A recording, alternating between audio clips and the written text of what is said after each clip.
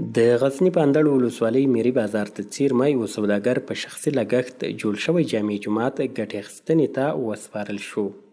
هغه ویل د دې جومات په جوړولو چې ټولې اړینې اسانتیاوې لري نږدې 6 میلیونه افغانۍ لګښت راغلی او له نورو سوداګرو یې هم وغوښتل چې د هیواد په ابادۍ کې خپل مسؤلیت ادا کړي. څنګه زه وینم زه خپل یو تاجر یم کوم تاجران سره فضل خدای الحمدلله ډېر امکانات اوس نو زه دغه چې دغه تقاضا کوم چې د مکتب پیسې کې د جومات پیسې کې د سړک پیسې کې په دې کې د خپل منطقې له خلکو سره همکاري وکړي.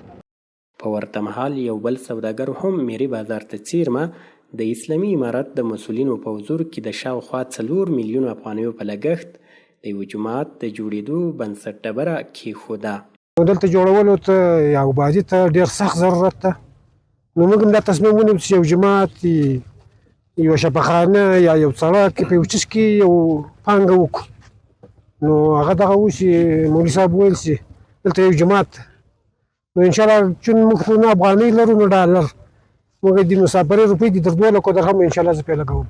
ځایي مسؤلین او اوسېدونکي د دې ټولګټو پروژو په پلي کېدو خوښ دي. الحمدلله جامع مسجد چې ده پراخ شوی ده چې د پخوا په پرتله باندې تقریبا 3 حصې خلک جایوي، یعنې پخوا چې 1 حصه جایول اوس الحمدلله 3 حصې خلک د پخوا په څېر باندې جایوي او د دلته 2 سړکونه هم جوړ شوي دي چې دا هم د قدرمنو جهادي مشرانو په همکاري باندې او د ولس په همکاري.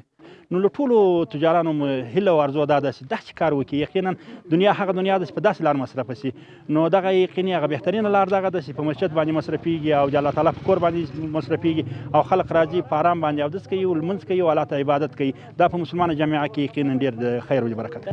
ډېر پې خوشحاله یو. دې وطن کې په هر کونج کې یوه تاده او ډبره ښودله کېږي، موږ پرې خوشحاله او په باندې ډېر سره دغه کوو چې خدای نور هم پسې راولي. خارج خلک دی هغه دې هم راشي جوړ دی.